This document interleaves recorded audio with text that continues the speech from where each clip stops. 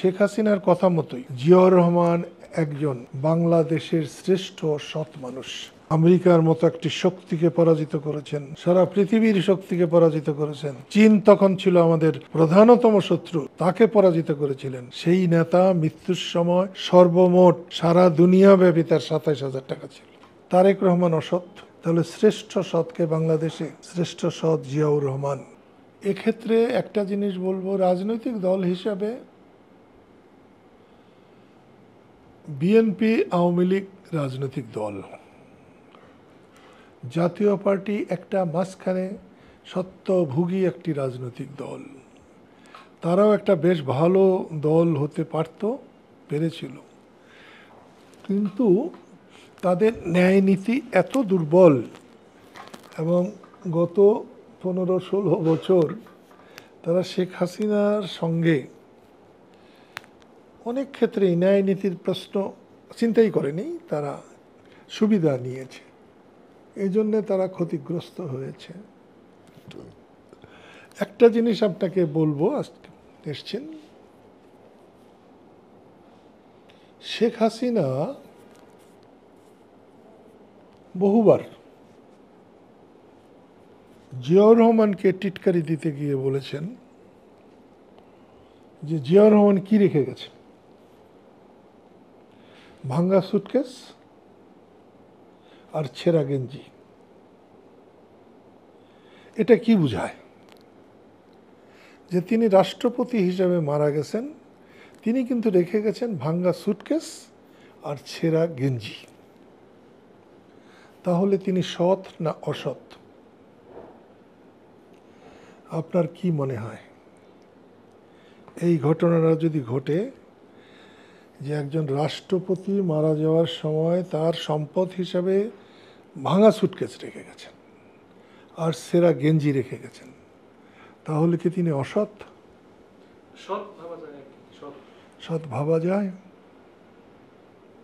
এটা কিন্তু শেখ হাসিনা বলেছেন বারে বারে। তাহলে শেখ হাসিনার কথা মতোই জিয়াউর রহমান একজন বাংলাদেশের শ্রেষ্ঠ সৎ মানুষ। তিনি এটা বলেছেন, শেখ হাসিনা এটা বলেছেন তার ছেলে তারেক রহমান এবং জিয়াউর রহমানের কি বলে বেগম জিয়ার হাজার হাজার কোটি টাকা সম্পদ দেখাতে চেয়ে। ঠিক আছে, তারেক রহমান অসৎ, খালেদা জিয়া অসৎ, তাহলে শ্রেষ্ঠ সৎকে বাংলাদেশে শ্রেষ্ঠ সৎ জিয়াউর রহমান। তাহলে তার সততার পুরস্কার তো তাকে দিতেই হবে। যারা বঙ্গবন্ধুকে অসৎ বলেছিলেন, তার মৃত্যুর পরে আজ পর্যন্ত ভাঙ্গা সুটকেস না হয় না ছিল, কিন্তু কিছুই বের করতে পারেন নাই। লন্ডনে, আমেরিকায়, ফ্রান্সে, জার্মানি, জাপানে বাড়ি ঘর বের করতে পারেন, কোটি টাকার ব্যাংক ব্যালেন্স বের করতে পারেননি কেউ। ২৭,০০০ সর্বমোট টাকা, ওই রকম একটি দুর্বার গণ আন্দোলনের নেতা যিনি একটা দেশকে স্বাধীন করেছেন, আমেরিকার মতো একটি শক্তিকে পরাজিত করেছেন, সারা পৃথিবীর শক্তিকে পরাজিত করেছেন। চীন তখন ছিল আমাদের প্রধানতম শত্রু, তাকে পরাজিত করেছিলেন। সেই নেতা মৃত্যুর সময় সর্বমোট সারা দুনিয়া ব্যাপী তার ২৭,০০০ টাকা ছিল। তাহলে তিনিও একজন সৎ। আজকে শেখ হাসিনারও টাকার হিসাব নাই, তারেক রহমানের টাকার কি হিসাব আছে আমি করি না, খালেদা জিয়ার টাকার আমি হিসাব করি না। কিন্তু একটা জিনিস বলবো, শেখ হাসিনা ক্ষমতায় থাকতে তারেক রহমানের বক্তব্য নেতার বক্তব্যের মতো মনে না হলেও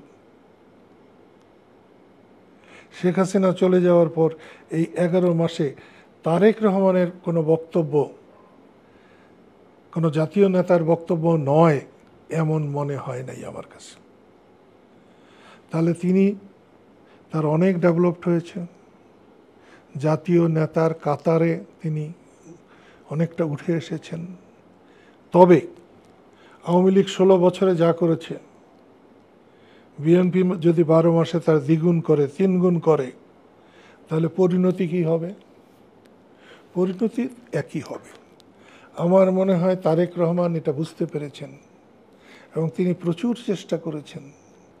বিএনপির অনেক বড় বড় নেতারা, তারাও তাদের তৃণমূল পর্যায়ের কর্মীদের সামাল দেওয়ার জন্য চেষ্টা করছেন, কিন্তু দুর্ভাগ্যের যে সামাল দিতে পারছেন না। মানুষ তাতে কিন্তু সাংঘাতিকভাবে শঙ্কিত, চিন্তিত, এবং এখান থেকে মানুষ মুক্তি চায়।